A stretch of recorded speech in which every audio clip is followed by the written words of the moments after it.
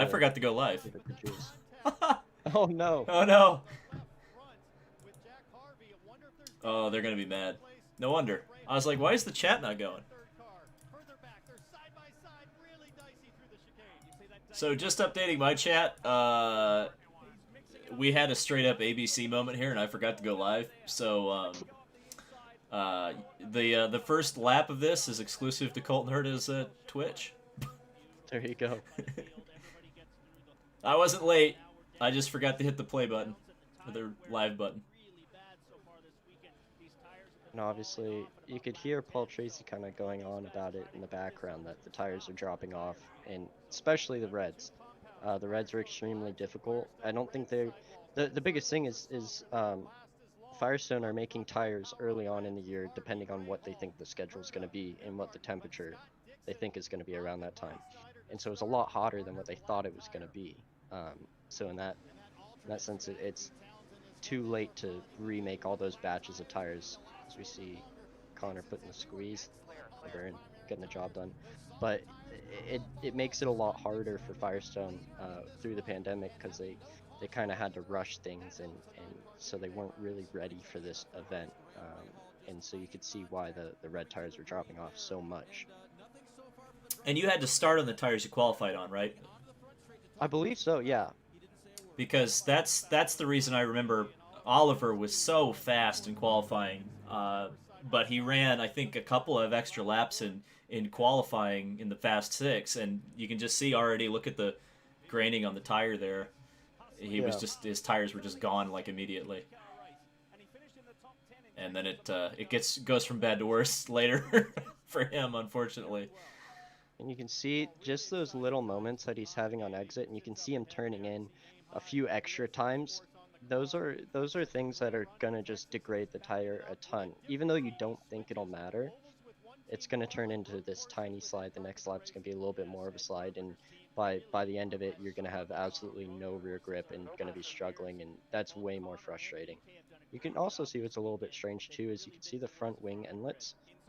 They're moving a lot, which I don't think it's really normal of what I've seen on the other cars. So obviously something weird, maybe hit somebody a little bit, had a little bit of front wing damage.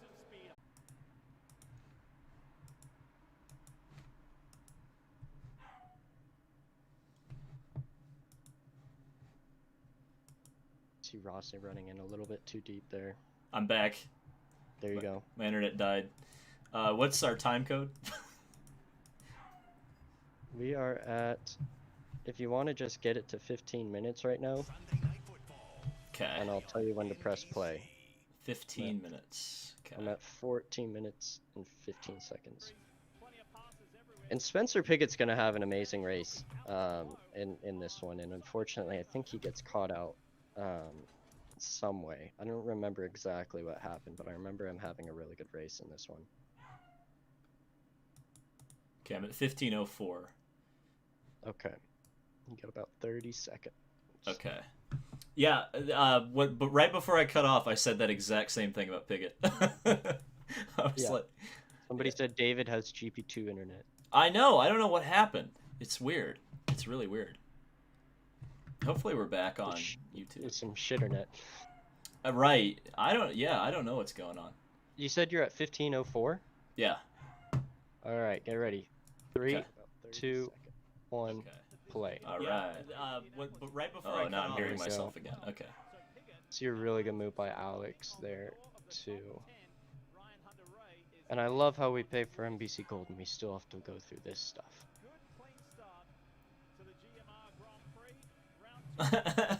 Right. I'm surprised they didn't pay anybody to at least cut the commercials out. If anybody has any questions about the race, about the car, about David and his internet, go ahead and fire them in.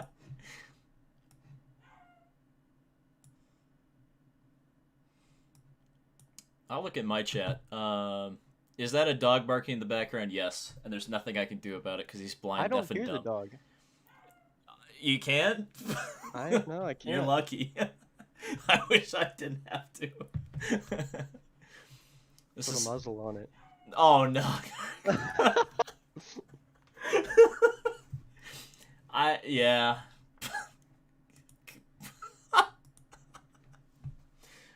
can't get away with that.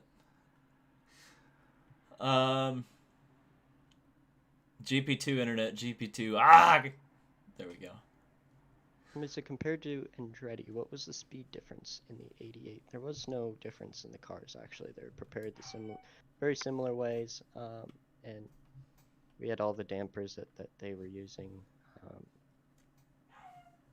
So, how do you know what changes are needed to be made setup-wise? Example, springs versus dampers. Dampers is more handled by the engineer because they know the exact differences that there are in them, in the gas pressure and how they extend and where they stop the damping. So that's more of an engineer side. They don't tell us exactly what's the difference in the damper, but they will put those on if they think it is a problem that we need. Springs are a much more minor change. They're very little. And usually you'll go in increments of 50 pounds, 100 pounds of spring change. And if you need a really big change, you can go 200, 300 pounds, but usually you'll make a different change by that point. I know there's a subtle difference that I noticed on the 88 versus the other Andretti cars, is that it's very subtle. But you ran different front rims than the other cars. You ran Yeah, the I think they're it's the what are BBS they? ones are the ones Yeah, that yeah. there That, is, they've done a lot of wind tunnel testing with those, and there really is no difference. Obviously it's pretty kind of split through. Not really. I think Penske runs different different wheels than everybody else. So no, it's really kind of Penske there runs there the is same ones. They're just chrome. okay. So there really is no huge difference in them, or else everybody would be on the same one. There you go. Wow, Somebody this said, commercial is just about there it is. "Tell David he's behind on his race stream." I don't think you are. What time are you at right now? I'll look. Um, it says I'm at 18:13. Oh, see, I'm at 18:37, Oh, okay. 38:39. If you want to go to 19. All right. Oh, good Rutledge, and the bathrooms. All right. I'm so glad you made me skip ahead, Colton. Thanks, bud. I really wanted to see more Rutledge. Oh no, it's All gone. right. Okay. 5, 4, 3, 2, 1, 0. Now, obviously, this is an important part too about this is the coolest thing, the lift that they put in, so we could actually use the podium for the winning car, which I think is gonna be a lot cooler when the fans are there. Yeah, it was a bit weird. They used to do that, which is really weird. Like that was a thing that they used to do in Yeah, the past, and then they stopped doing it, and then Penske brought it back. yeah, it's kind of beyond me on why we haven't been using it. Um,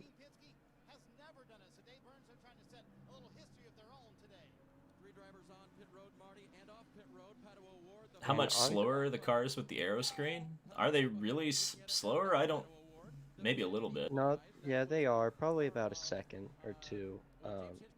But then also improvements on engine side every year and improvements in performance of the car every year kind of counters it at a lot of places so that it's not that much of a difference. Um, but I think another interesting thing is the talk of Coda going down, or what's going to happen here is we see obviously Pagano going for a three-stop strategy. He's the first to pit here. Try and catch a yellow or just undercut the heck out of everybody. But I think it's gonna be interesting because this is the only other track in the United States that has a what's it called, FIA, like a grade A Grade one. track, grade one, yeah. Yeah. So this is the only other track in North America, which would be interesting to see if Formula One would consider this if Coda uh, ends up going bust. Somebody told me Pit Race has a grade one. I don't believe that though. I don't even know what that is. It's a racetrack in Pittsburgh. It's like a club track though, but apparently it has a grade one certification. But they would never run a Formula One race there. But I I don't know. mean, it's pretty. It was pretty telling to me that Jean Todt was with Roger Penske on race Yeah, day morning for the 500. I don't know. obviously, yeah, and there's obviously history in the past of maybe not the best history, but there's history in the past of Formula One racing here. So I think 2005. I mean, not to go down a Formula One tangent, but I think 2005 kind of overshadows what what was more or less a fine event. yeah, Um, I think the track layout's a lot better now than it was. yeah, oh I yeah. think it'll be better for Formula One too. I think it was too Mickey Mouse, and obviously it's very hard to follow. And I think now that the changes that they made, it's a lot easier. So it would be interesting. Obviously, we're seeing basically what happens in IndyCar strategy is so if you think about a chart and the guys at the top of a chart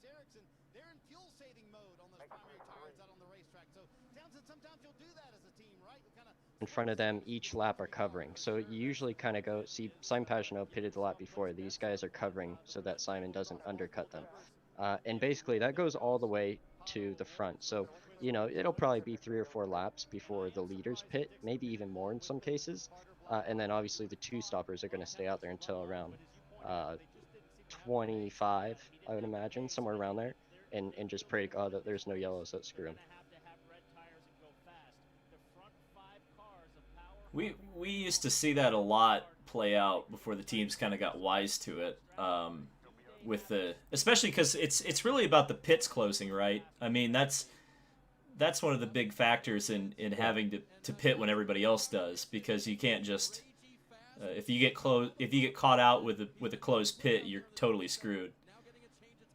No, yeah, for sure. And there's obviously more of a chance of being screwed with the two stop. But there is chances of being screwed with the three stop too. Um, so it kind of works in both ways. But yeah, somebody said Colton, are you excited for the Daytona 24? Yes, David, are you excited? Are you going? I should be. I got to remember to. I keep forgetting to put my uh, application in for the media credential for IMSA. I need to remember to do that. But yes, You might planning. need that. Yeah, I might need that, especially because who knows what's going to happen with spectators and whatnot. But Yeah. planning on being there for for the 2 weeks since they're almost making it like the Indy 500 where there's like practice 1 week, then there's the qualifying race, which I want to Yeah. ask your opinion about that because that seems like it's going to be the It most seems a dumb little thing ever. it seems a little corny to me. Why? Like, you know, I think obviously everybody understands where the idea is coming from. Obviously NASCAR purchased IMSA a few years ago now, so um, you know, I think it's maybe a push from them to add a little bit more excitement. Um, but you know, it's kind of weird, right? You're going to show up with 4 drivers to do a 100-minute race when we already don't get a ton of track time. You know, there's plenty of stories about guys getting 3 laps in the car before they go in for the race, and so you're taking time away from that too. Um, but we'll see. Maybe it'll work out well. Um, I don't really have any expectations going into it. It's going to be interesting, to say the least. But yeah. Well, it's weird to me because I don't understand the All right. So this is a pivotal point for me actually, because we have Joseph Newgarden coming into the pits here, and he was right behind me in 5th place. I was in 4th at this time. We're looking at lap 14, or sorry, lap 15. I'm still on track. am I back? Joseph is, yes, you are back. Okay. Joseph here is going to try to create a big undercut on me, and then now it's all about how we're going to respond. Do we think that the tires might take a lap to come in so I go 2 laps hard as possible? Um, you know, I think these are all things that the engineers and the strategists are looking at and tell me exactly what to do. And Clint Boyer is awesome for this commercial. What timestamp are we at? Um, you want to go to 28 minutes, and then I'll tell you when. Okay, thank you. I don't know what's going on with the internet tonight. It's really pissing me off. It's run by gerbils. Right. That's what the bird said. So now you can see I pit this lap to cover. We have a nice little rubber mark on my camera. Right on the marks.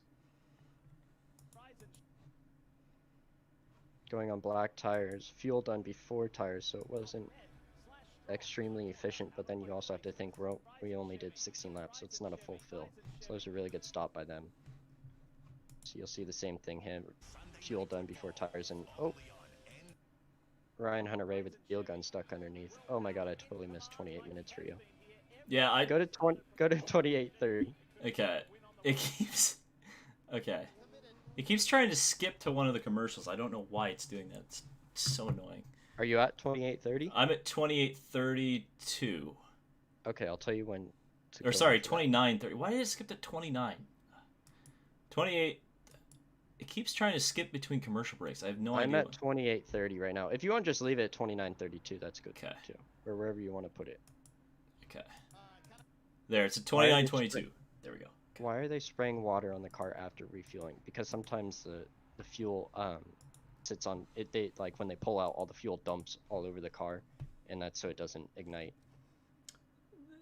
That's because at least back in the day when it was methanol fuel, or it's alcohol, right? So it gets diluted when water gets sprayed on it, and it can't ignite. Now we got the corn fuel. What are you at right now? 29:22. Okay. Okay, ready? Yep. 3, 2, 1, go. All right. Hopefully that's the last time that happens. Also, I've got food now, so I'm gonna be munching on French fries during this. Maybe. There you go. Obviously, Willpower coming in now, and this is going to be pretty much the last guy to stop that wants to do the 3-stop. Some other guys might try to do the 2-stop and bail. Harvey, I think, does the 3-stop. I think he's just going a lap further here. I don't know why it keeps doing this. Fine.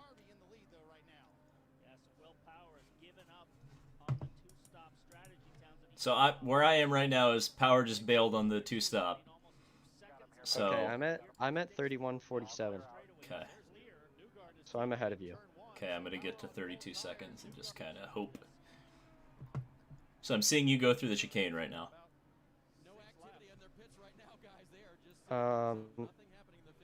Okay. What? I'm at 32:05 right now. I'm 32:15, so I'm gonna go back just a little bit. If you want to just pause it. Yeah. Okay, I'm at 32:12. 14, 15, 16. That's where I'm at. Okay. We should be right right, at each other. yeah, we're I'm close, at we're close. 32:20. All right, All right. perfect. Yeah. And Jack Harvey again is kind of. I don't think he gets enough recognition from the broadcasting crew because he's always right around there.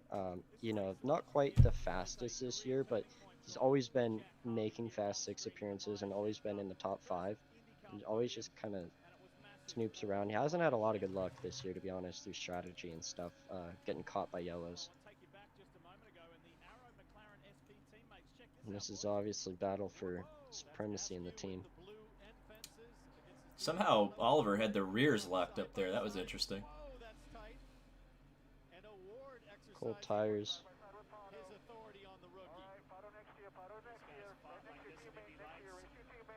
You're racing your teammate. You know, knowing what we know now, you should have just cleaned him out. go out with a bang.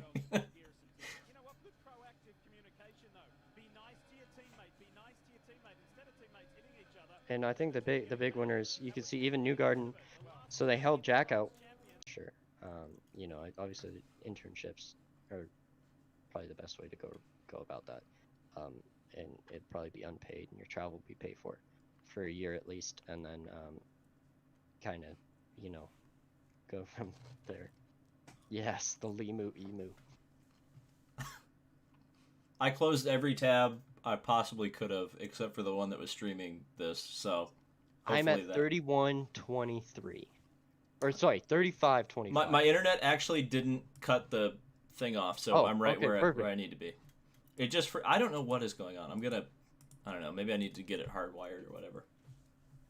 For weird question, do you know anything about sports psychology in the motorsports area?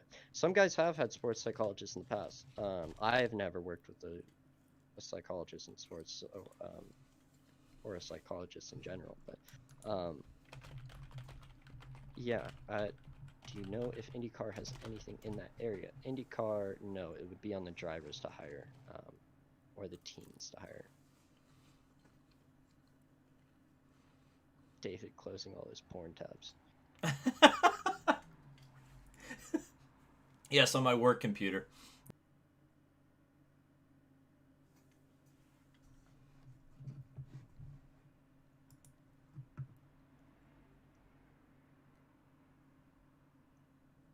Good Lord. Are you there? Yeah, I'm back. Man, that porn download's really wrecking Do my you need internet. to reset the router? I'm thinking Oh, about look it. at that. There we go. Gamebridge, obviously, is a big announcement for me this week that I'll be moving to the 26 car. Not a whole I don't think it was a huge surprise to a lot of people, but there were some factors from it that were a surprise. Obviously, being a full Andretti and without Harding Steinbrenner moving fully to the 26. You know, I think that was a bit of a surprise from it. Hey, you're right on the tail of Dixon here. Come on, Colton, go get him. Oh, this is why. Oh yeah, I forgot about this. So what happened? Walk us through it. To be honest, I probably could have made the corner there. The biggest problem is with how much tire deg there was. I didn't want to I didn't want to just completely destroy the front tires that early on. You can see the drink tube. We have a better system now for it, but not an ideal system with what it's at. Oh yeah, that's right. This is the race that the water that it broke, and then I was covered in my whole flaming water bottle during the race, and my crotch was on fire for like 5 minutes. Oh. And then I just sat in warm water for basically from lap 10 onward, which was not enjoyable. But yeah, I was really happy when this race is over. You know, they teach you in driving school. This is one of the most interesting things I learned in driving school, is that they specifically tell you to not, like on a hot day, not douse your fire suit in water, because if you do catch on fire, it will evaporate all the water in your body. So, fun fact: you're lucky that you did not catch on fire, Colton. There you go. There's a lot of water too. Yeah.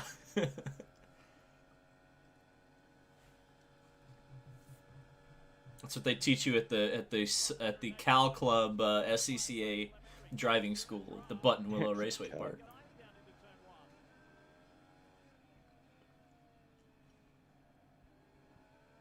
For me, and this is the part in the race that was, I think, most difficult for me.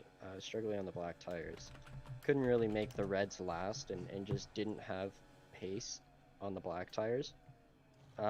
Even though I believe Dixon's on red tires right now, so but nonetheless, I couldn't really make any tires work, and I couldn't get them in their operating window for that long, even when I did. So yeah. And right around where I said lap 25, 26, he made it to 26. He's probably going to be pitting here pretty soon. I would imagine this lap. That's a really long stint on the red tires.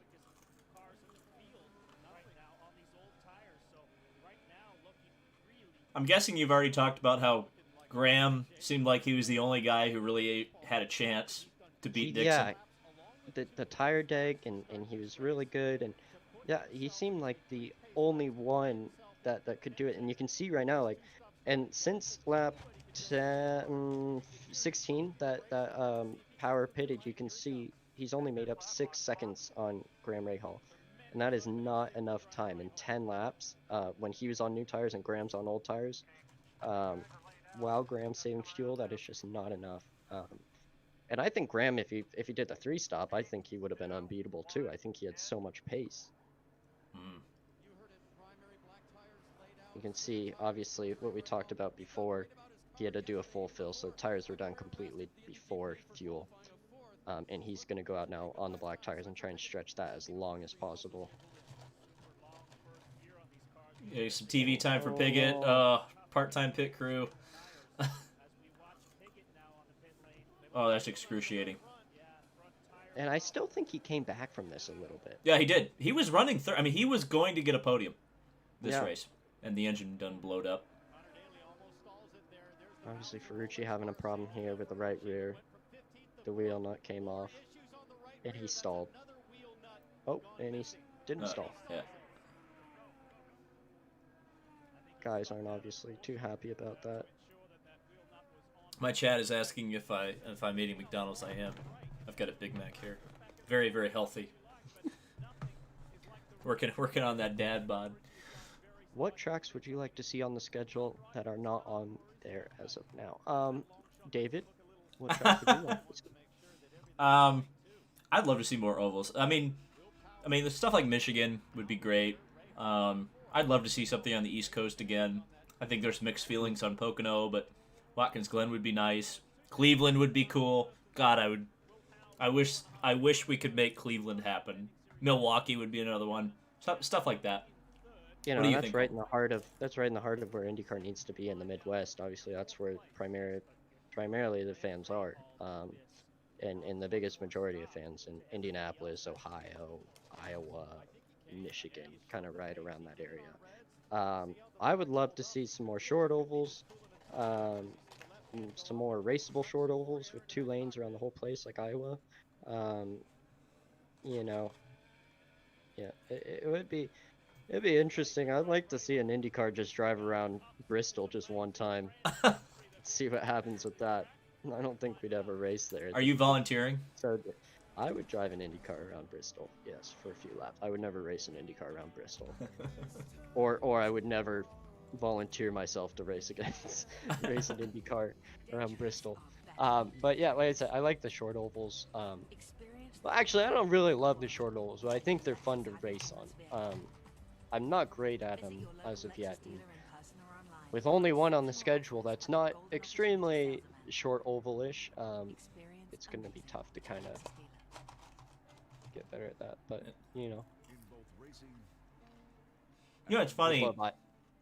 Go ahead. Well, guys, a lot of guys, like short ovals seem to be the thing, like throughout history, that a lot of like great drivers kind of struggle at to kind of get their heads around. I remember, like both the Target Ganassi guys, like in their heyday, like Vassar and Zanardi, they always like sucked on the short ovals for the longest time, and they would win like every other race. So it's a totally different. It's almost like a multi-class sports car race on an oval. You know what I mean? It's Yeah. wild. The car makes such a big difference that there's some guys that are just way faster than everybody, and others that just aren't quite up to pace. I'm sure Newgarden's hurting that Iowa isn't back on the schedule because Right. he's a monster. He's like the only guy that I've seen that can outdrive his car on an oval in an Indy car anywhere, and he's pretty amazing around that place. Well, my thought is it depends kind of what happens with Long Beach and really Laguna Seca, I guess too, if we're talking California. But Yeah. there may be an opportunity for like an Iowa to kind of pitch hit and come back in if we have to cancel some races. Yeah, I'd love that, but I also think that you know, with the news of the vaccine being out for people now, certain people, and they're starting to distribute that. Hopefully they can get towards it. From my understanding, is they need about 70% of the country to be vaccinated before they can say it's complete immunity. That's what I keep hearing. Where's that number coming from? It's the same with the flu shot. It doesn't matter if everybody does it, as long as the majority of people do it. Then it kind of kills itself off. I don't really know how or why, but that's just, you know, that's how it works with the viruses. Interesting. So yeah, it's the same with the flu shot. They kind of set out the record for trying to get at least 70% of the population getting flu shots every year. Does And that kind of 70% of the population people. actually get a flu shot? That seems extremely low, or it's extremely high. I mean, I got a flu shot this year, but before that, I don't think I got a flu shot for 2 years, 3 years. So, you know, I think a lot of people actually get it every year. Oh, I know that. It's just like But 70%. I just would be very that's a lot. surprised. No, yeah, expensive too to be getting flu shots every year. Yeah, have they? I mean, not to get super political. Political. I can't speak. What's in this French fries? There alcohol? No. The the thing that I would wonder is like, are these going to be like provided by the government, or are you going to have to go pay for a COVID vaccine? That's the weird Uh, thing. I don't see how they don't provide it to the government for people that can't afford it. I don't see how it's, they need to get over this hump. Yeah, but So I can probably afford it. That's the problem. I don't want to have to afford it. well, there you go. Maybe you can be in that 30% of anti-vaxxers. Oh God. God. Now you're gonna really try to get me canceled. Stop it, Colt. Uh,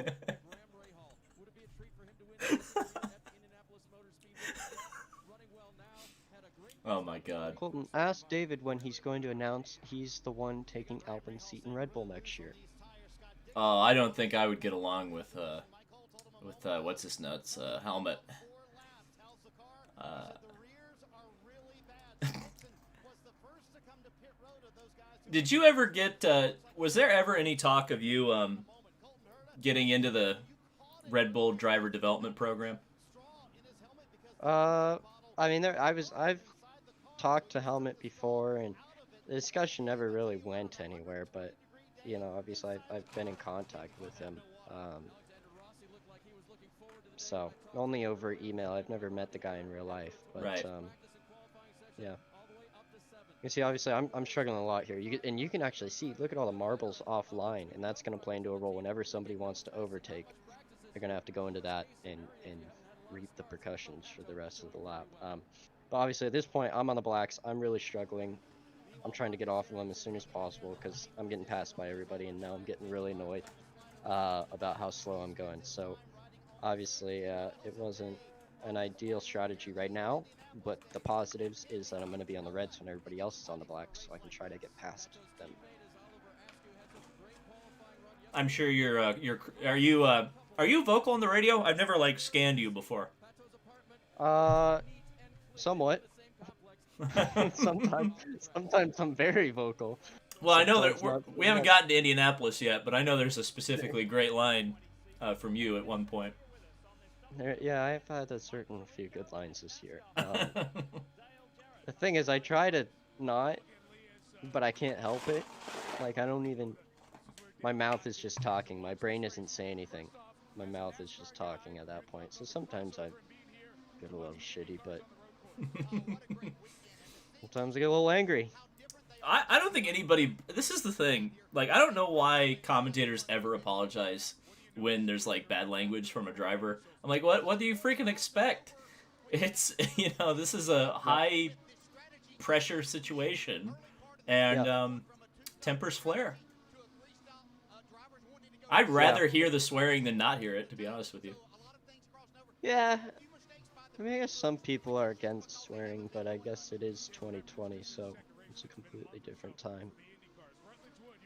Well, I mean, I do understand. Like, I'm sure not all of your sponsors would be happy with some of the things you said over the radio if they got Most likely broadcasted. not. Yeah, but you know, as a fan, I don't look at what a driver says. I mean, in the heat of battle, I don't hold that Yeah. against them or their sponsors or the teams or whatever. It's No, just like no, whatever. exactly. We should, like, people say mean things against me on the radio all the time, and we scan them, and I know what they're saying, but, like, I said the same thing about them, so who really cares? It's when the wives say mean things about you where it really gets ugly, right? Oh, Totally boy. unrelated car on the screen as we were making that point, but I don't remember. Yeah, I don't remember anything going on there. there's Ryan Hunter Ray. So it should be fine unless you pull a Larson. That is true. That was. Yeah, well, that's different. That's very, very, very different. Yeah.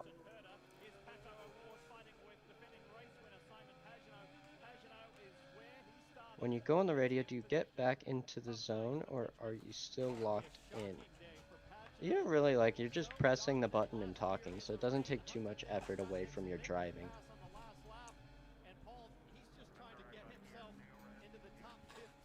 Pata going deep. And you can see he's on the push to pass there, so he thought he had a chance at him, and obviously now he kind of blew that corner, so it's not going to help. Rossi right on the marks.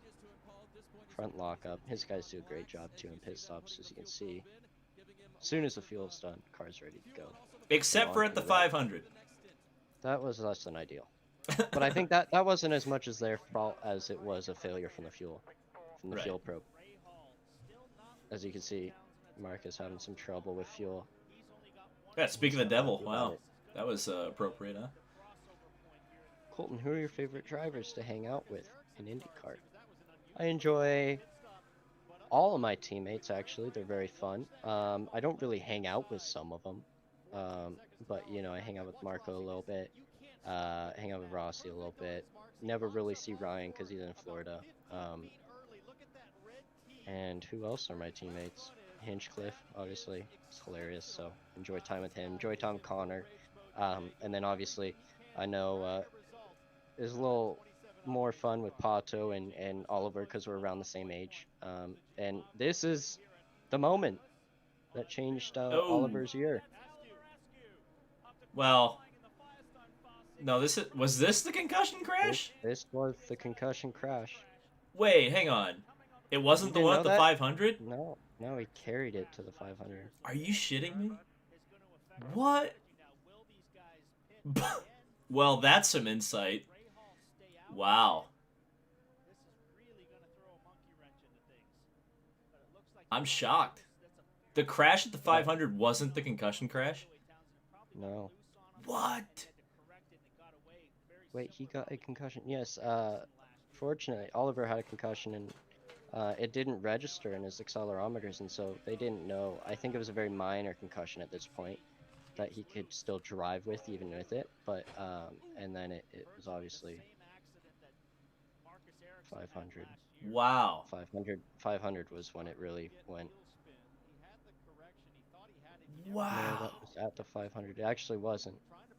He actually did have a minor concussion from this. Wow, my chat is shocked as I am, because it's all it's been reported was the 500. But wow, that explains a lot, unfortunately. This didn't even look. Yeah, it does. Sometimes you can hit in the wrong place in your head, and it's just kind of weird. Sometimes, you know, some crashes don't look bad, and guys, you know, break ankles or break kneecaps, and they clack them together. So it's kind of more about how you hit and where you're bracing. Oh, that sucks, man. Wow.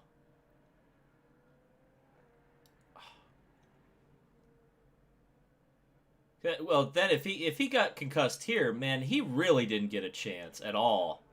Well, the thing is, I think the biggest thing is the concussion was, to my understanding, I'm pretty sure it's very minor, and then he had another, what was it? It was another 2 weeks off until Road America? Right. 3 weeks? So it wouldn't have made a difference anyways, right? You'd be, with a really minor concussion, you'd be healed in time for that. But he exacerbated it at the 500? Is that what kind of I'm getting? I think the 500 was the big, like, that was for sure a big concussion in that, you know, I think he was conscious the whole time. Right. But, you know, and it, you know, it's just kind of weird too, the whole situation about, you know, having the accelerometers and it wasn't quite registered, and you know, it's weird how it happened too. So obviously very lucky that he didn't have an accident after the 500 to where it made it worse. Have you ever had a concussion from a crash or felt slightly off from one? Of course. Anytime you slap the wall at any super speedway anywhere, you do not feel normal after. Hurts a lot. Don't do it. You dare. I don't think so. It's okay, big fella. David, have you ever had a concussion? I have not. I haven't crashed hard enough to have a concussion yet. There you go. I've actually never broken a bone. That's a fun fact. That's knock on wood. I had to break a bone. I did break back when I played basketball. I broke a guy's finger. That was fun.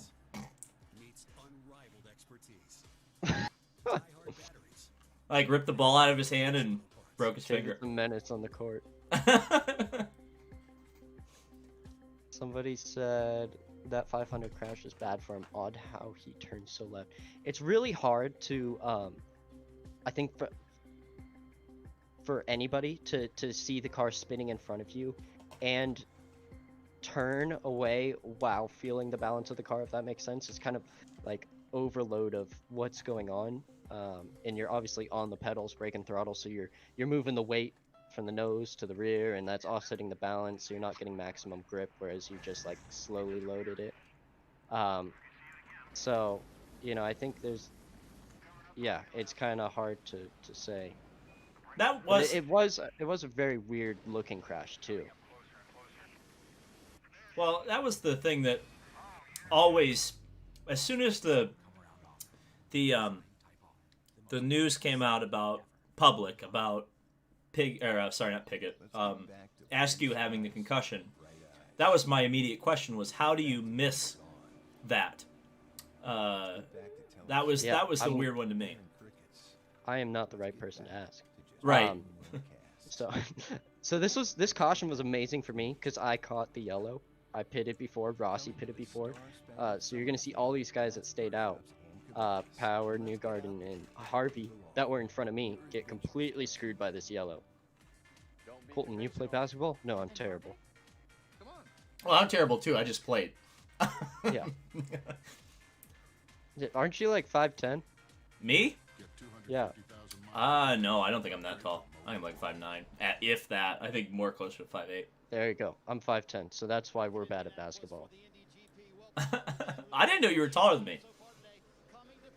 I think we're pretty similar in height. Okay. You're definitely thinner than me. Oh, that Civic Type R is cool. If only I could win one on Omaze. That's right. I'm doing that. Whoa, what? There's a limited time or something's going on with some sort of Civic Type R 001 of however many they're making, some special Type Rs. And if you bid on it and you win it, you get to come out and I'll do a track day with you out in California. Oh man, which is really I want to fun. win that. There you go.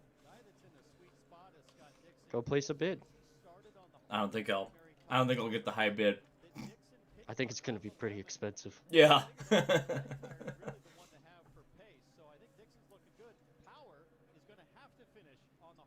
What happens if the guy that wins it is like super creepy, like wants to hug you and like? When I'll leave. Devin, did you know Geico is now offering an extra 15% credit on car and motorcycle policies? Okay. That's 15% on top of what Geico could already save you. So what do you Have a waiting for? favorite DT racing Talent meme. be your motivator. I like Yo, Devin, remember why the drivers Russian walking, the solo Russian, meme. I like those memes. Those are pretty funny.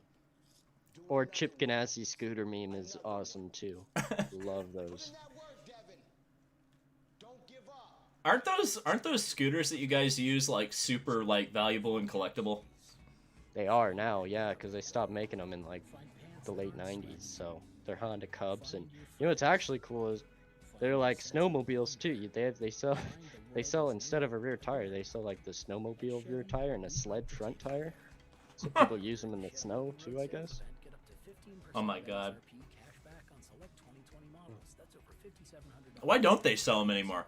It seems like if they're that I don't know popular. anybody. I don't know anybody that buys them except for people in IndyCar, to be honest. Well, right, but I mean, I feel like Honda's got a pretty decent connection there. I mean, you know, do 100 of them and sell them to the teams. Can't be that difficult to do. Or just give them to the teams. Now, But Colton. that's the problem is like I know there's people at Andretti that like hoard these things and they're waiting out to sell them. But now a lot of people are using the Honda Groms too, which are great little scooters. I still use a Cub.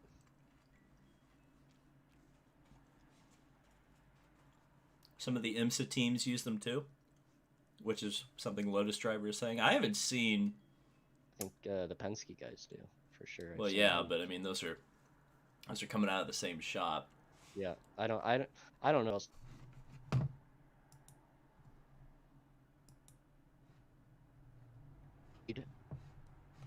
Formula Dank. No, I don't. Is that Reddit?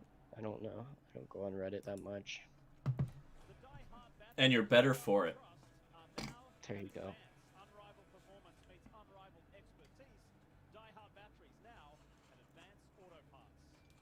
And a fun fact about IMS, if you didn't know it already, there's no two-wheeled vehicles, so you can't even ride the Cubs at IMS. You have to have a golf cart. So Right. that's why all the drivers ride golf carts there instead of scooters.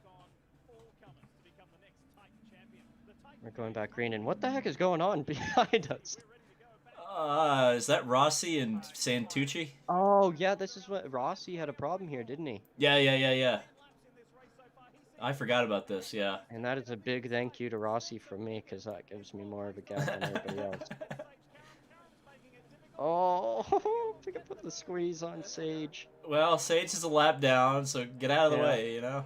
And Scott's going to go by here, and now I'm going to get screwed. I have to stay behind through here, and oh. Oh, wow. And that curve, if it catches the center of your car, it's like you're on a skateboard, right? Yeah. And me and Renus are battling. That might be a little bit of a preview for what'll happen later on in the year. I can't wait till we get to that moment.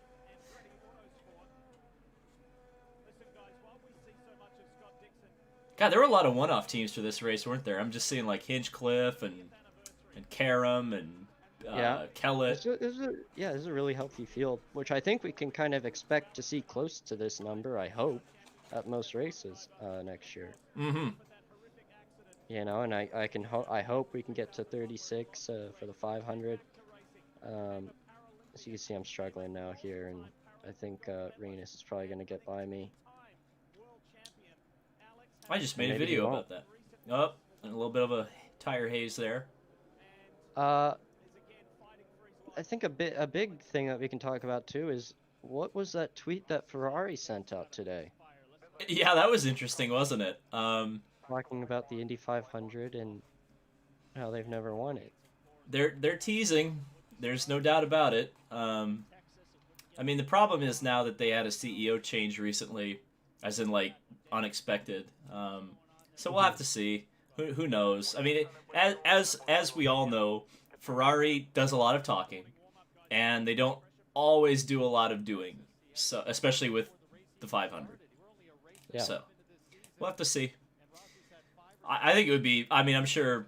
I'm not saying anything stunning and brave here, but it would be amazing for the sport. Mm-hmm. You see, I have no clue what the problem here with Rossi is, but it's definitely something. I would imagine it's something to do with fuel pickup, because you can see the engine just kind of sputtering, like it doesn't have enough fuel.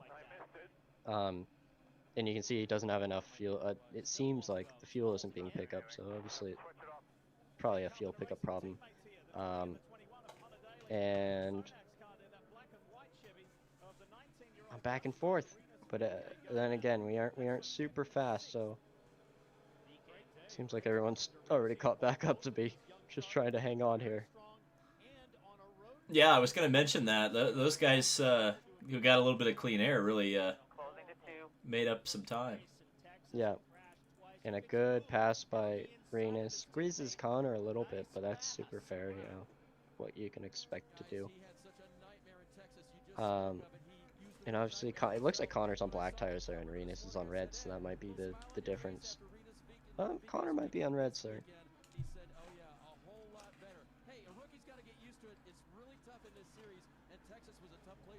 Nah, he's on blacks. Yeah, so, yeah. I wish they put a graphic on the screen like F1 does. That would be so helpful. About tire compounds. Yeah. Yeah, it would be a lot better for that. I would love to see that. We can see, is that Pato? Oh, well, of course it's Pato. It's got to be. Making a move. Well, in a normal year, if the year had gone the way it was supposed to, Alonso was supposed to run this race for McLaren. That would have been interesting.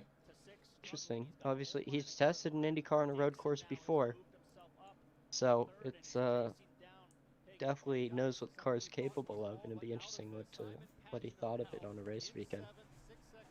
This would have been a brutal race weekend to come in for your first race, even as much driving as that guy did. the guys that are driving these cars every weekend were absolutely done. Frustrating start to this season. 2 races in a row, big drama, none of it his fault. I feel like Rossi's gonna have a big year next year. I feel like he's not gonna. I think he's gonna take what happened this year and just kind of use it as some fuel. He has to.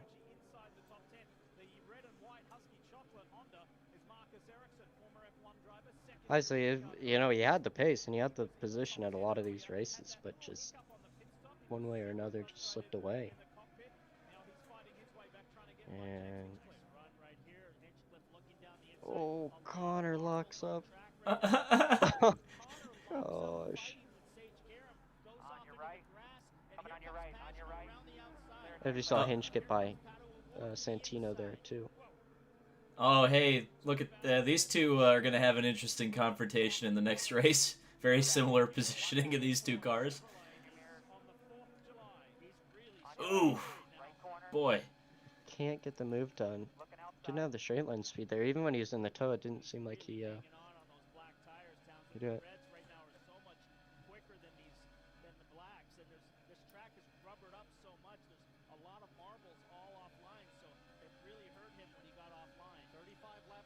And as we see now, I believe everybody has to do one more stop, correct?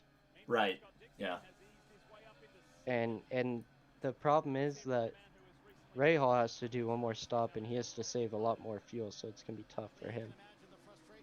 Yeah. This is the point where Dixon, once he gets past Rahal, just runs away. I think he had an enormous lead for a while.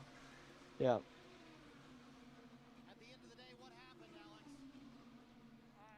How fun are these interviews to do? The thing is, I have never heard them once in what they've said to me during the interviews this year.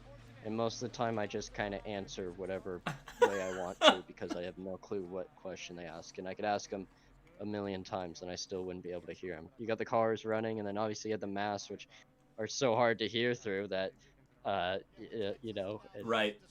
Yeah. So you just kind of make up your answers as you go. You might be able to hear like 1 or 2 key words in the interview that you can be like, oh, that's what he's asking. But most of the time, not. Is there any news about who will be in the 88 next year now that you are in the 26 car? That is awesome hair. I'm so disappointed he cut it. I know. He looks like he's part of like some 41.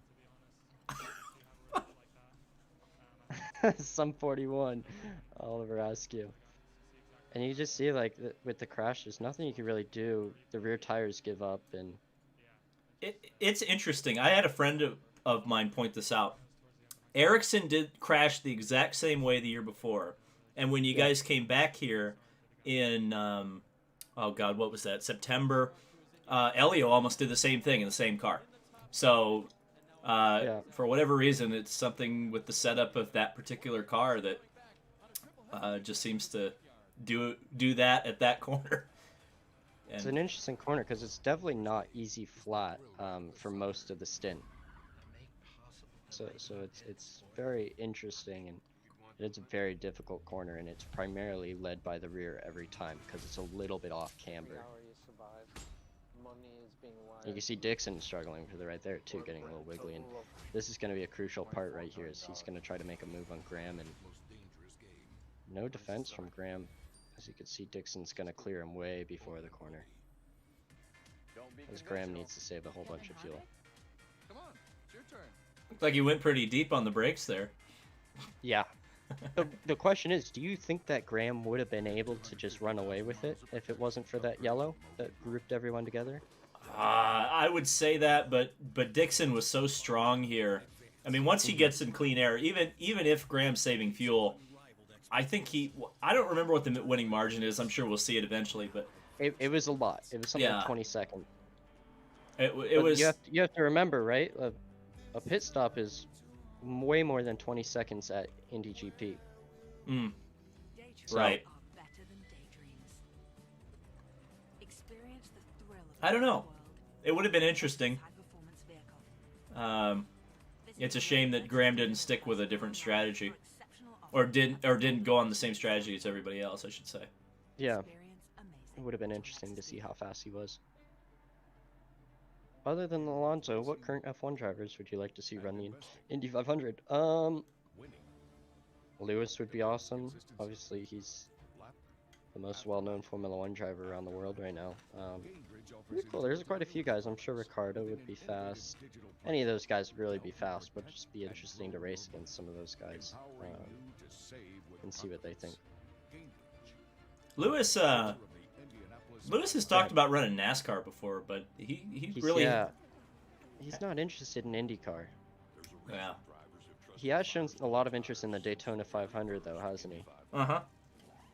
So it'd be cool to see him race one of those cars too. I mean, it looks, you know, fairly simple with what they do flat out and whatnot, but it's pretty kind of technical how they play the side draft and drafting partners and get yourself into the best position. So it's definitely not a lottery. There are guys that are better at that than others.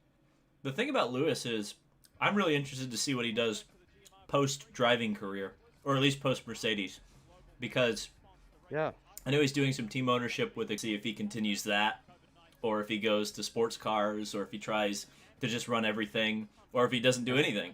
You know, he could also just retire. it would be interesting. I feel like out of all the guys in Formula One, I feel like that's probably the guy that's most likely to just retire. But he's huge into green movement and saving the earth and stuff. So, you know, all this stuff, electric cars coming and hydrogen powered cars coming. There might be a market for him that he's really intrigued to invest in. Have you heard his singing? No. He's a pretty good singer. He's done some stuff. Actually? Oh yeah. He's did a there's a big story this summer that came out that he had actually sung on somebody's, I can't remember who the song was, but he had sung on somebody's song as a background singer with a not his name. And then it was like revealed that, oh yeah, the guy who was singing on the song was Lewis Hamilton, and everybody was like, right. What?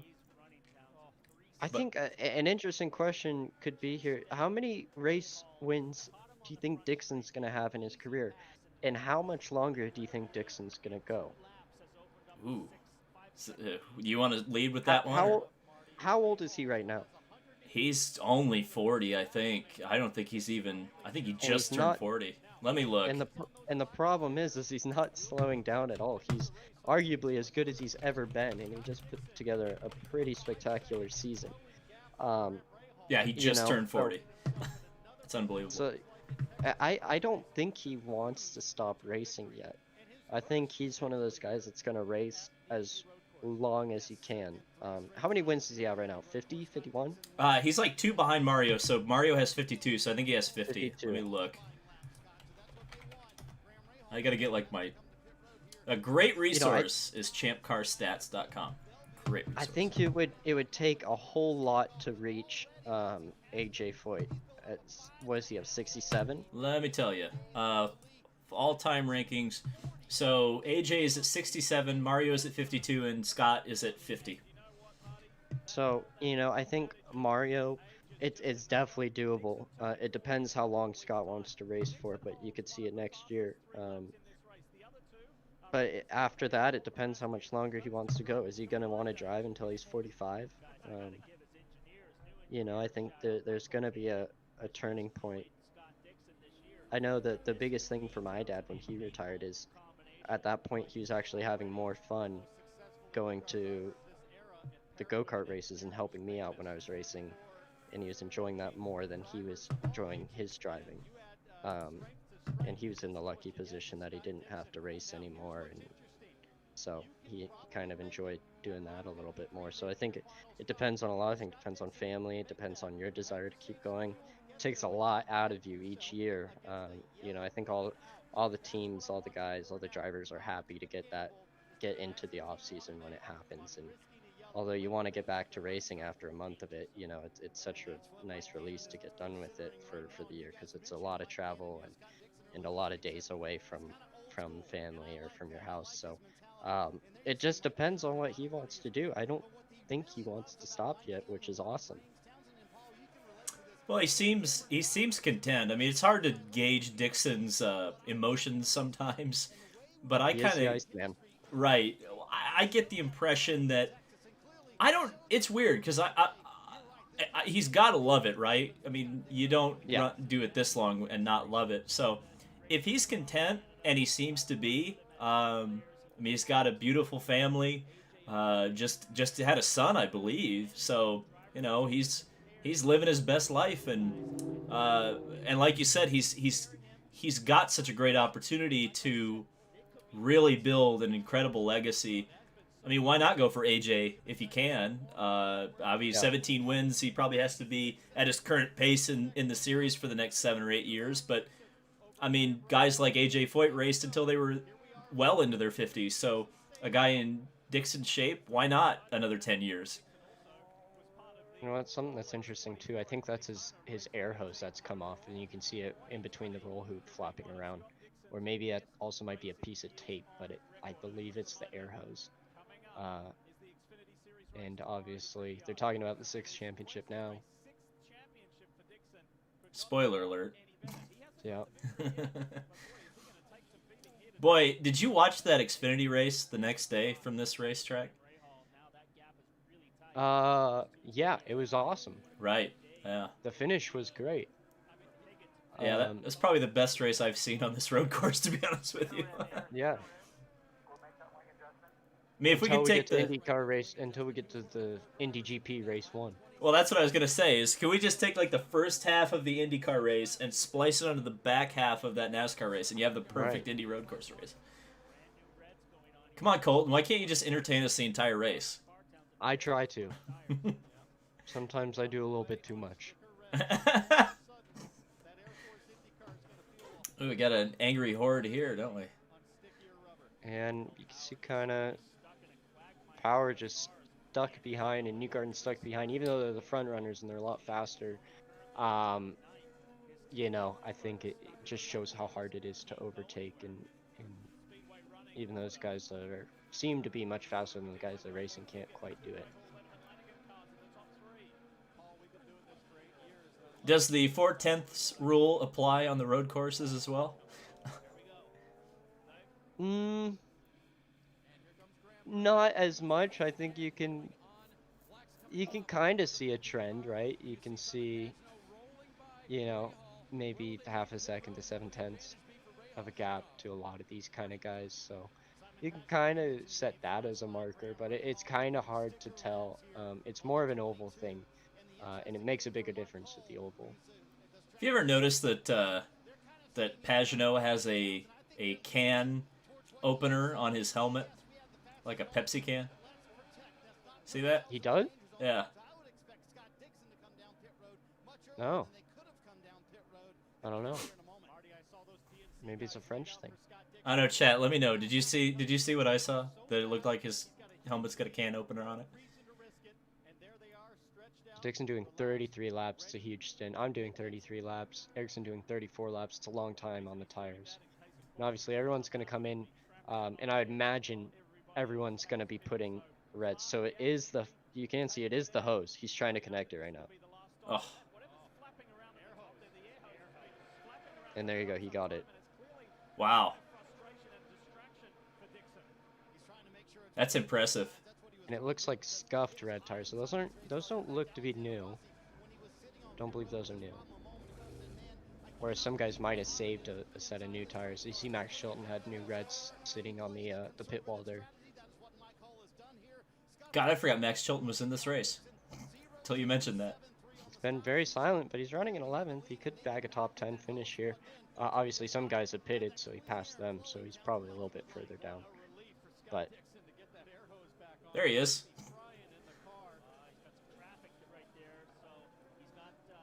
Look how far ahead he is of Graham. Graham wasn't even in turn 1 yet.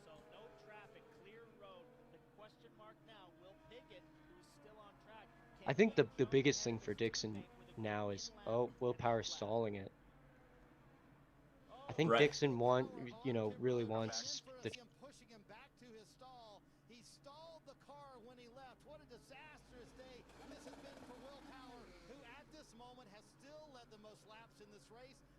how many of each set do you get? It depends on what track you're racing at, but and it's an allotment of, I think it's 3 sets of red tires, and maybe 6 or 7 sets of black tires for the weekends, where you use blacks for primarily in practice and having the problems getting out of the box. And at this point, you can see when a driver is tired, because you see in the onboard cam how hard they're breathing there. And I was extremely tired at this point. This is such a physical race. Isn't Indy a tough pit lane because it's concrete where the boxes are, and then it transitions to Some people, asphalt? some people have trouble. Some places are different. I've never had a problem at this track. You do have some, like I always had problems at like Pocono in pit lane.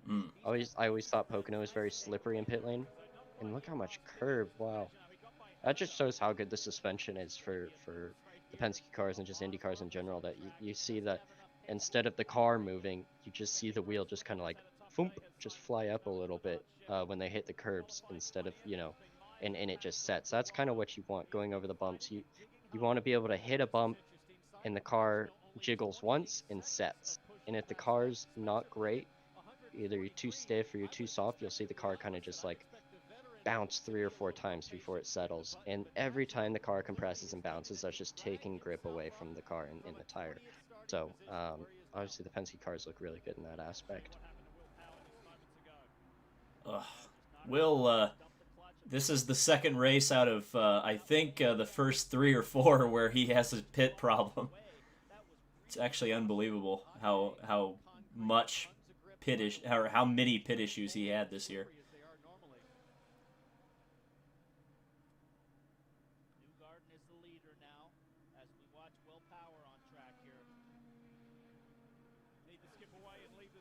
So you see Newgarden kind of risking it, doing the overcut, but who knows, if a yellow comes out right now, then that could be very difficult.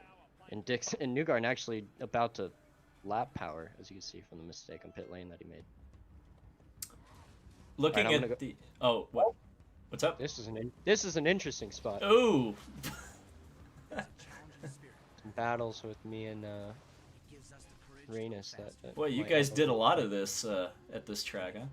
Yeah, we had quite a few battles this year. Reynes, and obviously one of the bigger standout rookies this year. He did a great job. Did he win any this year? I forgot. No, he got a pole. No. I don't know which one. Me? I won one race. I don't know who you're talking about though. Oh, I thought you were talking about Power won a VK. race. I don't know who he's talking. I don't know who he's talking about. Oh. No, Power. Did Power win this year? Yeah, Power won this year, right? Power? Did he? Yeah, he won one of the GP races. He won the. He won Mid Ohio. Right. Race 1. Yeah. 2 races. He won Right. 2 races. GP and Mid Ohio. And then he got the pole at St. Pete. Right. Yeah. That is 9 poles for 12 attempts. Willpower on St. Pete, which is probably a trend at a lot of these tracks, actually. Yeah. One of the best qualifiers of all time. In fact, I can get that stat up. Let me see. I have the. Yeah, he's got to be close. I think he's 5th on the all-time win list too, tied with somebody for 38 wins. Tied with Al Unser Sr. at 39, I think. 39. Yeah. No, I think it's 38. Was it? Is it 39? It's 39 according to this. Okay. But again, it's. That is probably right. Hang on, let me see. Where's the polls? Oh, it's not that. I gotta find the. There's actually a spot on this website which tells you. I think he's behind Mario on polls, but it's very close. And I think Mario's all-time pole sitter, right? I think I'm trying to get that specific information here. Where is it? I can't remember what this.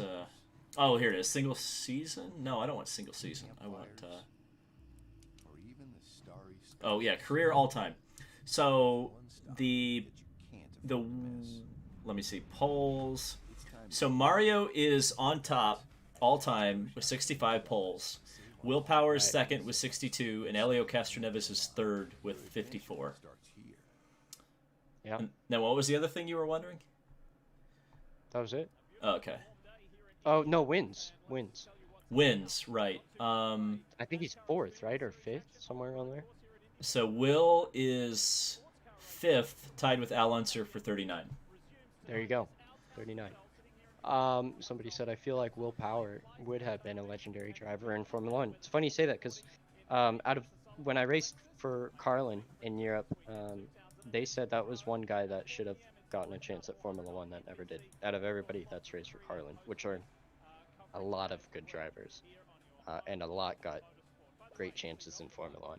Just right now, Russell drove for Carlin, Giovinazzi, Vettel, Lance Stroll tested with Carlin quite a bit. Lando Norris drove for Carlin. The list goes on. That's all I could think of off the top of my head, but obviously they think very high of him.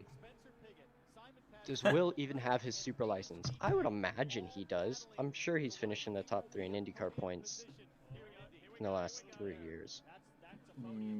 Yeah, didn't he win the Right. championship recently? Power? No, he didn't. That was like 14. Good lord, it's been that long. 2014. I don't Here- know. I think if he's finished like top 3 in the points out of the last 3 years, 2 times in the last 3 years, then he would have the super license points.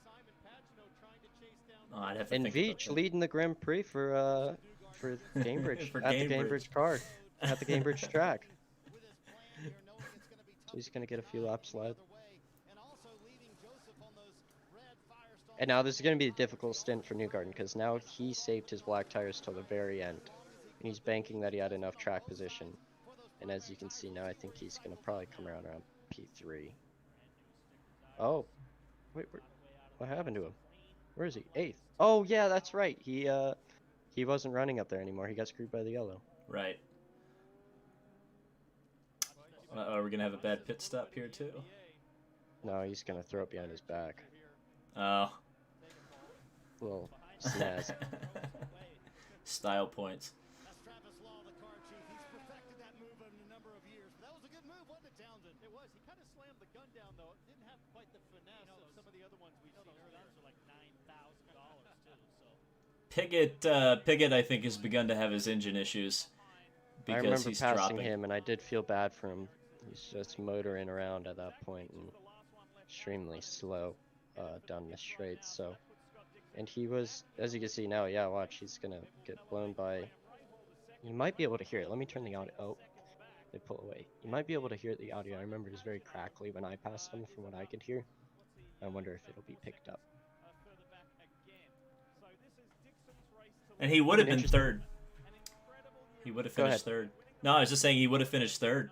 He definitely would have been on the podium, and that helped me out because I got to finish 4th instead of 5th. So I think I get an interesting question for chat from both sides. Is how do you think Jimmy Johnson will do this year, and what do you think his best finish will be, and what is his best track gonna be? Oh man. Oh. I'm You can go ahead and interested. answer that Well, one, I'm maybe. trying to think. That's a. I don't think he's gonna be bad. God, his best finish and where? That is. That's a tough. I'm trying to think of a track because I think one thing, and it's nothing against him. I think one thing he's gonna struggle with is the physicality, being so used to stock cars. Mhm. So I would probably lean toward a not quite as physical track, but I don't know. I'm trying to think of what maybe a Road America, top 10, something like that. That feels right. It seems like the general trend in my chat is top 10, few top 10 finishes, and I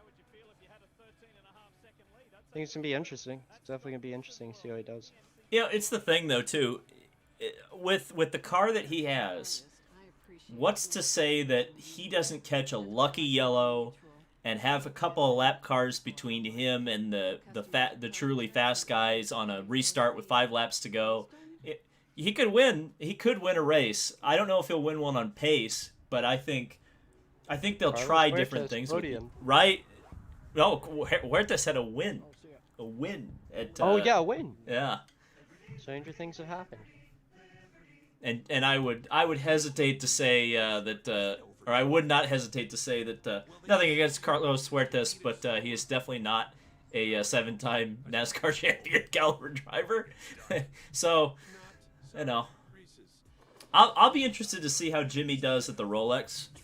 I think that'll be a good, not necessarily a great indicator of exactly how he'll do in IndyCar, but I think if he hangs in there with some of the truly tough sports car drivers, Right. if he's matching pace with Kobayashi or if he's only a couple of tenths off, I'll look Yeah. at that and start going, okay, all right, there's, he's going to have a shot, I would say. Yep. He'll do better than King Hero, at least. That is true. What about Grosjean if he decides to run IndyCar? Do you think he will win? That might be announced Definitely. tomorrow, by the way. Really? Yeah, I think Foyt's he got an definitely has a announcement. possibility to win.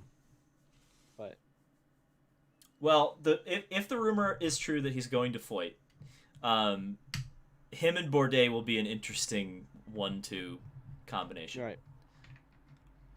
It's just going to kind of depend if he can drive Sebastian's setup or not, I think.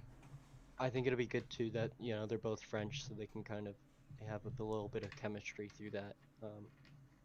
Roman's a fast driver. He's a very fast driver. He's lost a lot of credibility, I think, for a lot of people, but he's still a really good driver. I agree. I think the who he reminds me of a lot of is Takuma Sato.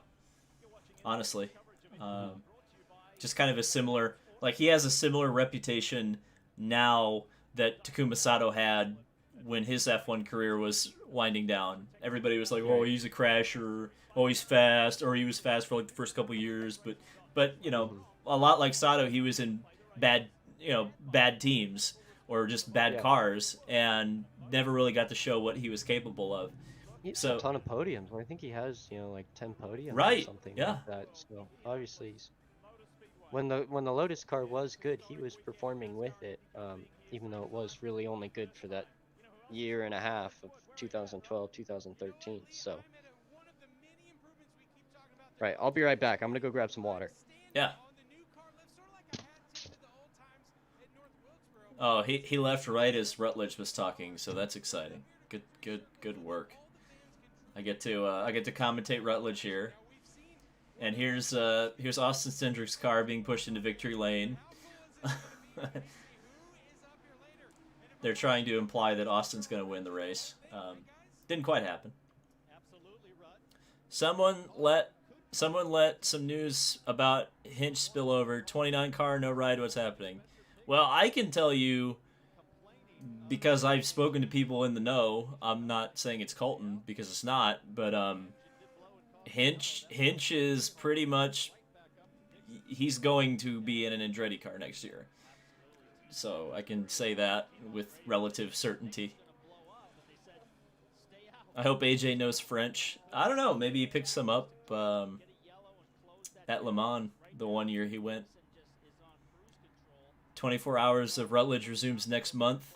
Thankfully, you should definitely tune into the coverage of the Rolex on my channel instead of not instead of watching NBC, but just put your NBC on mute and watch my reports every 6 hours. That's what you should do with the Rolex 24. Grosjean would have won Valencia 2012 if his engine hadn't blown. Yeah, there you go. There's a shot of it. Very good shot. Colton's back. I'm So back. I don't have to I carry know. this anymore.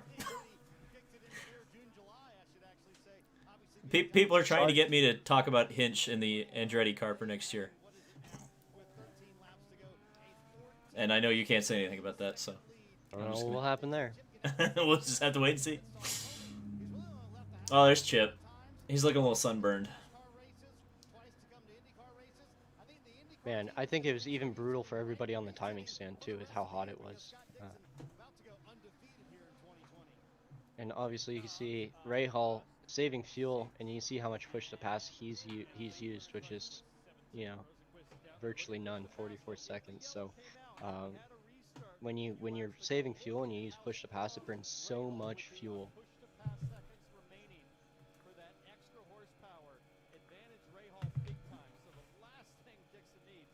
This is one of your favorite. Oh no, it's gone now. I was gonna talk about how you liked Rosenquist's scheme for this year. I did like the blue and I like that shade of blue a lot, actually. I actually like the shade of blue that Ferrucci had on his car for this race too. I just realized that for not Ferrucci's Rosenquist's car looked a lot like your first win car. I just put that together. Yeah, a little bit. I really like the look of that car too, and I really like how they did the A arms with the light blue. The Yeah. front A arms, which I think is such a good look on the Indy cars actually. I liked your Pocono car too. That was hot. Yeah, it was the same car that I drove at Laguna Seca when I won. So. Oh yeah, right. Not the same car though, because I completely destroyed the car at Pocono.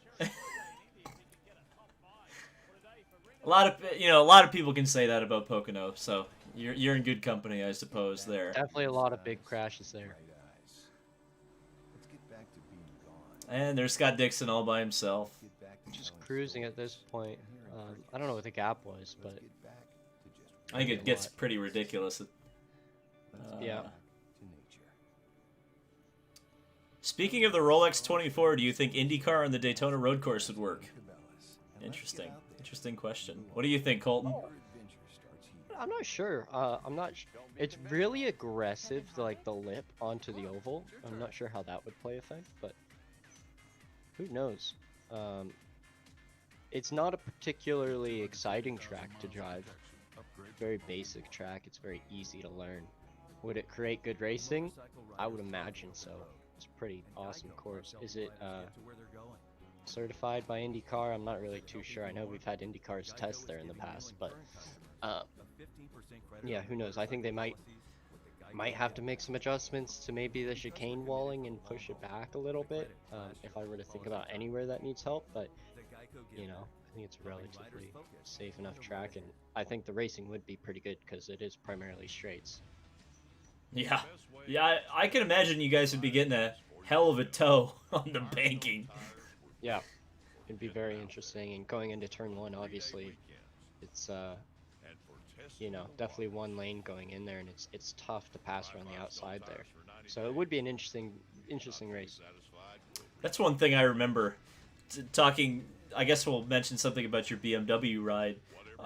When Zanardi was running that car, I remember it was wet, and he was passing LMP2 cars in the BMW on the outside into the chicane and into turn one. It was, and he's doing it with the hand throttle and the hand controls and everything. It's just like, oh my god, the guy still got it, you know? It was very impressive how fast he is, and obviously he wasn't young at the time too, so that plays a huge role in it too. How old was he? Like 56 or 57, something around that. Yeah. So obviously he's getting up there in age for still being extremely competitive, and that's just for a normal driver too. Let alone driving with the hand controls, and how comfortable he's gotten with that is so impressive.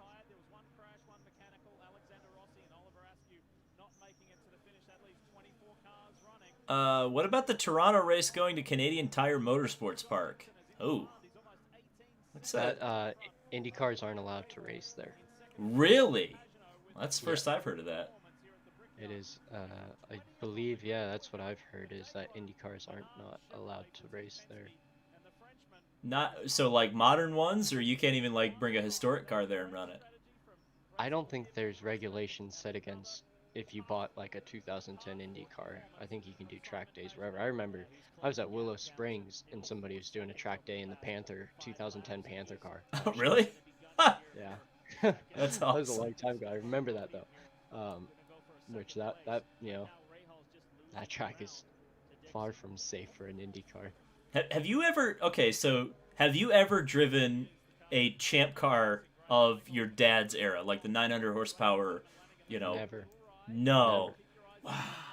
I've never driven anything historic like that. No cars from the past. Really? Mm-hmm. We gotta fix that. I'm sure. I don't even know who has them now. I mean, there's got to be people that just run those things for fun and have those. There's not many. There's really not. I mean, I've gone to I it. know a lot of the team, like some of the teams still have chassis and stuff. Like I know Rahal still has, like when I toured their place, they still had some chassis. The problem is the engines, though. What I've always heard about classic Indy cars is that if it wasn't plumbed for a Ford, you cannot get a Mercedes or a Honda or a Toyota anymore. They're either locked away in warehouses or they got destroyed. Cosworth is the only way you can get a champ car or kart motor, and they will supply it for you. Like they'll lease it to you or sell it to you or whatever. But a lot of IndyCar chassis that are older are completely useless or would be so expensive to re plumb them and get the motor mounts readjusted to take a Ford engine. That's my understanding of why we don't see a lot of historic IndyCar racing.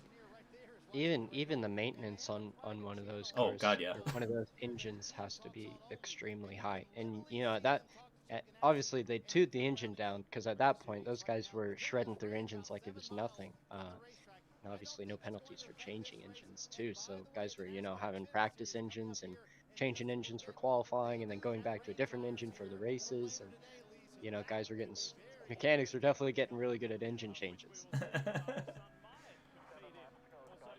I can't. It's amazing that they spent that much money back then. There was that much money in the sport to do that. Yeah, I mean there was too much money for how much it costs to run an Indy car. Right, when you're talking about budgets nowadays being, you know, $6 to $8 million, whereas, you know, in the 90s some people were spending up to $20 million a year on one car. You know, like Ganassi was probably a $40 million operation a year. So, you know, it obviously puts it into perspective how much extra payroll and how much extra money they had to work with. Draco's asking what your favorite production car is. That I've driven, I really enjoy driving the BMW M5, Ooh, there it is. which is 600 horsepower, all-wheel drive. It's very fast. It's a total sleeper too. And I also really like the that they brought back the geez, why am I blanking on it? Is it a What I was BMW? gonna say. It is a BMW. The Oh, X5M. The X5M. there you go. Oh, Jabel's in my chat. He says the 500 quali engine.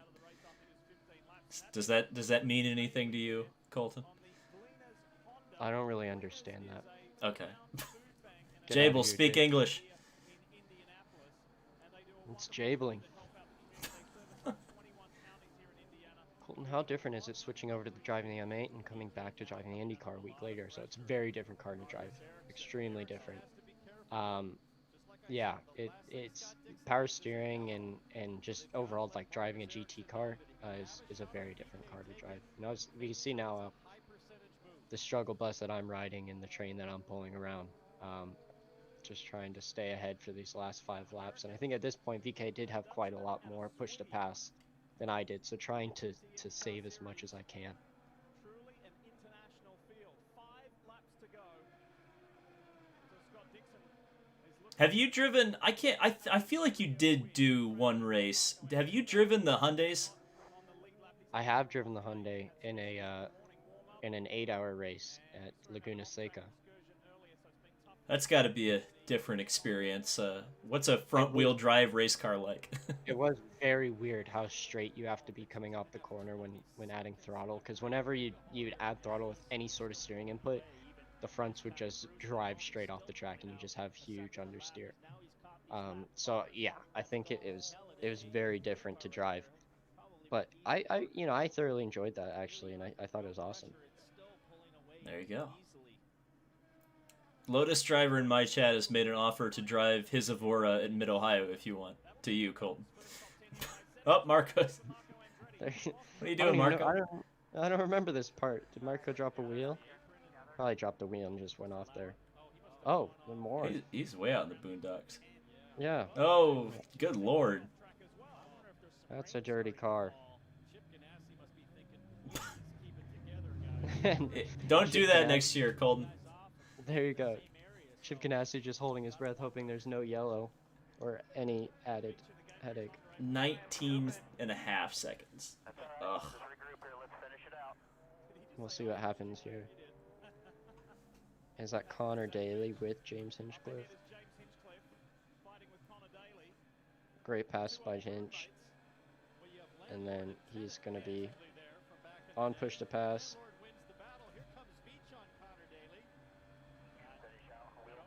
Oh my gosh. Oh my gosh, I didn't remember that part. Whoa. So I think he probably just had a bit of a brain fart there and completely forgot to broke at the right board, or maybe he didn't catch the board and thought it was the next board and broke 100 feet too late or something like that. So it's Boy. definitely an interesting one. I bet Michael about boomed his pants there with a couple of his cars almost ended up in a There wall. could have been a little bit of a problem there if you dropped him. Oh, Jacob Abel's asking what your least favorite race car you've ever driven is. Don't get yourself Least fired. favorite. Yeah, least favorite. Probably the old USF 2000 car, the two-frame car. Ooh, interesting. What was wrong with that? This was not a great car. It's very slow, hard to balance the car. It just wasn't a great car to drive. I haven't driven the USF 2000 car now, so that's probably a better question for Jable. Jable seems upset by that answer. He says, "What? Unpopular opinion." Jable's upset about you saying the USF 2000 car is not very good. Did he drive the old USF 2000 car? I don't know. We'll I feel like see. He's only driven the new one. I would think that, but you'd be surprised. There, Jable do be driving a whole bunch of cars. Yeah. All right. Well, this race is pretty much over. 2 laps to go. Dixon wins again, and we just need to get through these first few races so that we can get a little bit more excitement in IndyCar. Because right now Dixon's just taking everybody to town every weekend, and just doing what he always does, and just so good at putting a race together. Although now not the fastest qualifier, and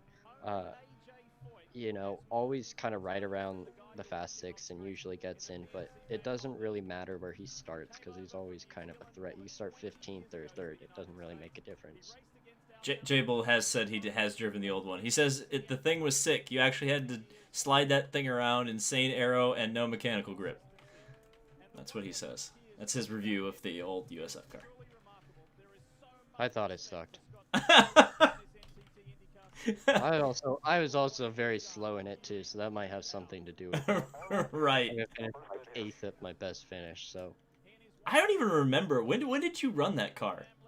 2014.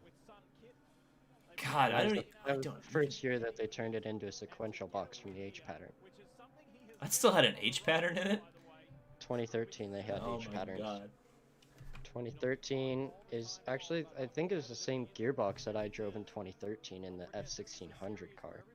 I think you can back in the day, I thought you could convert those cars into because I drove a Formula Ford at Buttonwillow last year, and that car had been a USF car at one point, Okay. but they took the wings off it. And, Well, the chassis is the same. It's a Van Diemen chassis for, I think, it's a Van Diemen, right? That they used to run in USF. and that was the car I drove. I ran in F1600. I ran a MyGal. Oh, those are the good. That's the good shit. And then there's like the Piper. Yeah. Remember people ran. Those were so freaking fast in the straight line, but were terrible in the corners. And here we go. Scott Yay! Dixon. Who would have thunked it? Wow. Obviously, Graham doing a great job recovering from the poorly timed yellow for him to stop, and it was a lot tougher of a race for him than it was for anybody else at that point. Another great drive for Pagano too. This was kind of a trend for him: qualify bad and drive up Oh, to I front. do see what you're talking about on the helmet. Yeah, see? Like the not an opener like a bottle opener. It's like the thing that opens the actual Coke The can. tab. Yeah, That my chat was yelling at me that I was saying it wrong. So yes, it's a yeah. can tab or tab can or whatever. And obviously, I came home in fourth, which I was pretty disappointed about because there's starting to become a trend that I was never gonna finish on the podium unless I won, and I I was getting frustrated. You'll see in the next few rounds how many times I finished fourth, or just throughout this year. I finished fourth like 5 times, and I think I finished fifth like 3 other times. So there was a lot of fourth and fifth place finishes that were very annoying to me, It and I was could never get a podium. But now I don't even think I have my podium trophy in here. I think it's still at the shop, but I finally got that podium. but consistent fourth places. I mean, again, until Iowa. Spoiler alert. You really were kind of positioned well in the championship. Yeah, So right.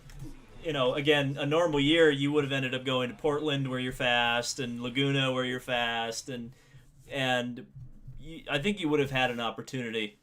And next year, who knows? I think that's going to be a similar, unless you just have a complete Rossi year where just nothing goes right. I mean, those fourth place There finishes add up. there's a lot of people right now in the series that can win a championship. So this next year is going to be very interesting. Um, I think just run through the list, right? We have Dixon that can win a championship. Pato can win a championship. Newgarden can win a championship. I can win a championship. Rossi can win a championship. Um, that's 5 guys right there off the top Yeah. of my head that have a really, really, really good shot. Well, who knows what Pelot's going to do at Ganassi? Yeah, and then there's guys that like Pagano is still a really fast driver. If he can put together a year, he can win a championship. Charlie Kimball can win a championship. That's what somebody said in my chat. Sure. I, I think, yeah, I mean, there's a whole boatload of talent. Can Rosenquist win a championship if he puts together a whole year? I think it's definitely possible. How about McLaughlin? I think it'd be tough for him coming in as a rookie to win a championship. But he's definitely got talent, and he's definitely won championships before in a lot of different series, so he knows how to win a championship. Jimmy Johnson, 2021 IndyCar champion. That would be huge if that happens. I don't know what the media would be like. Well, I don't know about how much the IndyCar drivers would love that because they it'd be like, well, this guy just came in and spanked us. who only ran the road courses too? He would have missed 4 Oh, races. Scored that's 0. right. Yeah, misses 4 races, gets 10 wins or whatever on the road courses. It would be that would hurt. hilarious if he had a mathematical shot. Not like actually have a shot, but just like be in the hunt at not St. Pete. St. Pete's not the finale anymore. What's the finale? Laguna. Laguna. I would love. I think we talked about it last week, but I love the finale to be here at Indianapolis Motor Speedway at the road course, with the cooler temperatures, with a great race that we saw later in the year, this year, the 2 races that we had. And the So, fans would be way into it too. It'd be like a college football game, I think, in a lot of ways. yeah, I mean that's I think a lot of people would come out to see the championship ender, and obviously a race at Indy is super special, and if you could win the championship at Indy, I think that would be so awesome. Is that Robbie Fast? Is that Robbie Bobby Fast in the back there? No, that's not Robbie Fast. He's a spotter, isn't he? Never mind. And we can see at this point, Will Power 37 race wins at this point, tied with Sebastian Bourdais. Yeah, Bourdais coming back to the series next. Well, here, I mean, depending on how the Foyt cars are next year, that could be a sleeper pick if he can just kind of put it together. He's still very fast in a race car. He might come out of St. Pete with the points lead. He's really good there. He is very good at St. Pete. He knows how to win a race at St. Pete. I mean, the thing about Bourdais is, like, look at where Coyne was before he started driving for them full time, and look at where they are now. And I think that should tell you I think a lot it about. just shows, like, I think they've had good cars for a while. You see, like, when Justin Wilson was there, he was doing the job that Sebastian Bourdais was, right? He was getting a win, at least one every year, and doing a great job. And so, I think that the cars, obviously they're not championship winning team at the moment right now, but their cars are good enough to win on certain weekends, and they're always very consistently up there, or at least guys like Justin and Bourdais were. The rumors are suggesting that Pietro Fittipaldi's going to drive for them next year. That'll be interesting. I've heard that name come across. Yeah, saw that on the internet a few times, and it'd be interesting to see because Pietro hasn't driven anything for a year on obviously the races. Did he? He did do. He Abu filled in Dhabi for for- Grosjean in the last 2 races. Yeah. Yeah, so besides that, he hasn't done any driving. And he had a terrible crash too, right? Didn't he? At Spa. Spa Broke both his in, legs. in the prototype. So, and I think that kind of he came back and raced in IndyCar right at the end of the year. Yeah. He did the last couple of races. I remember seeing him after Pocono when he got in that crash with everybody else. Yeah, we saw him, and obviously I don't think that's a fair assessment because he didn't do that well. But I don't think that's a fair assessment. No. Obviously, he's still driving with broken legs. Right. And when he ran, I think he only really ran Phoenix. I think that was the one race he ran before he got hurt, and he was fine there, I thought. Yeah, so obviously it's a big change to go from Europe to America and drive these cars. So, as it is both ways. So, it'd be interesting to see what he can do. And that's like another guy, right? That's going to heighten the sport and make it that much more competitive. And we'll have a Fittipaldi in sport again, which would be crazy. Yeah, it'll be just like the old days. There'll be a Fittipaldi, an Andretti, a Rahal, and a Herta, and somebody else. I'm sure I'm forgetting one of the names. I actually looked that up one time because I think Phoenix in 18 had been like the first time since like 96 that all those names had appeared in the same race, which is interesting. Yeah.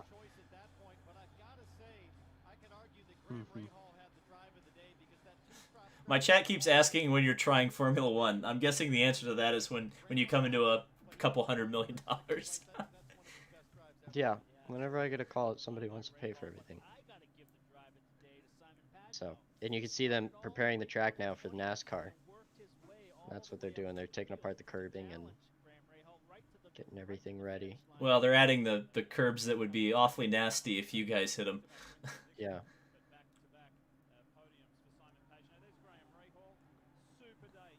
Boy, it's so weird to see IMS this empty. That's the one thing, because like right where Graham was walking, it's always filled. You weren't there for this, right? No, yeah. I almost got a rant there. But let's not get David in trouble. But no, yeah, I was supposed to be. In fact, it was so disappointing because me and all of the NASCAR YouTubers had planned, and we were going to have access because NASCAR was going to give us access to this race, and we were all going to be there, and we were all going to do a bunch of content because it was the first crossover race, and it didn't end up happening. And again, it was like last minute, so that was very frustrating. But yeah. I'll try again to get a media pass this year, and we'll see what happens. Are they doing this race again? This race? NASCAR thing? Yeah, they're doing it in August when the Brickyard's happening. You're running this twice because you're doing it in May right. too. Mm-hmm. All right, well, there you go. I think this is kind of a good place to end. Obviously, I think they're going to show the championship here in a second, but I think we're going to know who's in the championship by a lot of points. And Dixon, really the guy to beat right out of the gate. And everybody knows, you cannot give Dixon this big of a championship lead right out of the gate because he's going to take full advantage of any advantage you give him. So, good finish for me. P4, I was happy with that, especially with how much we struggled. I think we just kind of got away with that one. So, yeah, and then I remember we were really getting hushed by everybody to get the heck out of there so they can get the weekend on with it. Really? Wow. I think they had, like 2 hours or so to get everything packed up and get out of there. Well, actually, I'm thinking now, because I remember I was going to mention this. This was the first IndyCar race at Indianapolis that I had missed since 2002, the Indy 500. I'd been to every single other one. So that started a trend. A lot of people had to end their streaks, which is, I don't think you can really count it, though. Yes and no. I mean, like, I think everybody kind of accepts that we all missed this year, you know. But at the same time, like you really Not can't. everybody though. I think Kyle was there, wasn't he? So Kyle, he It was outside stood. turn 1 and 2, Yeah, right? he was standing on the bridge on 16th, I think it is. No, it's 16th. He's stood on the bridge. They didn't see anything. That was kind of the reason that I didn't want to go, because I'm like, I'm not gonna see anything. It's gonna be hot, but I did think about it though. In fact, I had a couple. Apparently, some guys snuck in, and there was a big deal, and there was yeah. I'm too high profile. I can't do stuff like that anymore. I wish I could, but I can't. Okay, well, that was that race. The Road America races are more exciting. And we're gonna be doing those. We're gonna be trying to do this every Monday night now. And there will be an update on Twitter if one of us has something come up. So we'll try to get this in at least once a week, and planning on Monday nights unless something changes. Yeah. So you can follow David on Twitter and Instagram. I think you're David Land Live on Instagram and David Land. Nope, not even close. Okay. David Land on David's YouTube. David's like a 13-year-old girl. Like he changed his Twitter name. I every do 3 not. months. Oh, I changed like the one name. I changed not the username, but I changed the display I don't know name. David's username. DLand91. DLand91. The 91 is for Buddy Lazier. You know what the 91 is? You're damn right. Why is he wearing purple? Is he wearing purple right now? No, I'm wearing a Battle at the Brickyard shirt. Okay, So there you go. yeah. All right, but yeah, that's the loadout. You could follow me on Colton Herta on everything, and then we'll post updates there for whatever. Colton's got better branding. What about Monday Night Football? Who cares? The Colts aren't playing on Monday night the rest of the year. I don't care. I don't even know if Colton follows football. I don't watch football. There we go. Bills. Go Bills. Aren't they like second best defense right now in the NFL? Yeah, but they're in the AFC. Cheer for like an NFC team or something. You should cheer for like the Niners or something, right? Yeah, but I went to a Bills game. Those guys are crazy. I love them. The Bills Mafia.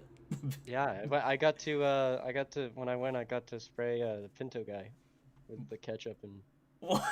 mustard. Do you know about that? No. You don't know about that? No. Look up what's that guy's name? Hold on, let me look it up. I'm guessing the Pinto guy isn't gonna get. People know. People know. Are you guys still streaming? Yes. Kyle, why don't you tell Colton about what your Indy 500 experience was? We sat outside the fence. Oh, don't worry. I saw on Twitter. It did. Oh, there you go. it was pretty bad. Yeah. We sat outside the fence. We got there at 8 a.m. We hung out and watched I wouldn't say we watched the race. We watched the camera pods go by. But yeah, it was something. Yeah. Kyle, do you like football? Yeah, I'm a Browns God. fan. So that's what I'm doing right now. Boo. Do you know who Red Pinto is from the Bills? No, I don't. All right, get out of here. How does nobody know him? This guy's a big deal. Red Pinto. Why would I know a Bills player? Look up. He's not a player. He's a legend. He hasn't missed. This guy hasn't missed a Bills game since like 1970. Well, And he drives to every single game. How did Every you single meet Bills Red game. Pinto? He has not missed a single Bills game. Why were you at a Bills game? Cause New Era does all our merchandise, so I was out there. Get my stuff. Oh, does he have a ready. white beard? Is that what I'm looking at right now? Is that what I just looked up? He has a beard. Yeah, he has a beard. I'm gonna look this up. And Yeah, you this can is what I'm spray him saying with right now. ketchup and mustard. And that's it. Oh my God, they do. They do. And I got a video of me splattering this dude with ketchup at one of the games. So that's why I'm a Bills fan. And that's it. Oh, this guy looks I'm like seeing all the popcorn pictures of people Sutton. just taking selfies with this guy with mustard and ketchup all over him. Yeah. Oh my It's gosh. pretty great. And then he goes. This is before the game, and then he goes and watches the game. Here, let me get it. Let me get it up on my I stream. had him do an IndyCar race. He came to Toronto last year, Oh my 2019 God. Toronto, and yeah, he gave me a signed ball by shit. Who's the quarterback for the Bills? Oh God, Josh Allen. Josh Allen. Josh Allen. Yeah, Josh Allen. I have a signed football from Josh Allen now. Here, I'm gonna get a photo of this guy up if I can for my stream here. I'll show my stream who this guy we were talking about. Here he is, chat. Here's the guy Colton got to spray with. This is him. This is the guy. This photo is What a legend. scary. This is him. And that's his car. That's his car, but he takes a van everywhere. So when he These travels Bills too. tailgaters are like a different breed. Bill's Mafia are. I was so scared when I was there that something. Did you bad see was gonna anybody happen. jump through a table? I didn't that time, but they were taking shots out of bowling balls, which was hilarious. That is such a Western New York thing to do. That's just like, what the hell? So, God. I enjoyed that, and I hope to go to a Bills game very soon because that was so much fun. And I hope I'm 21 when I go. In time. All right, thanks everybody. Yeah. And talk to you What guys later. a note. What a note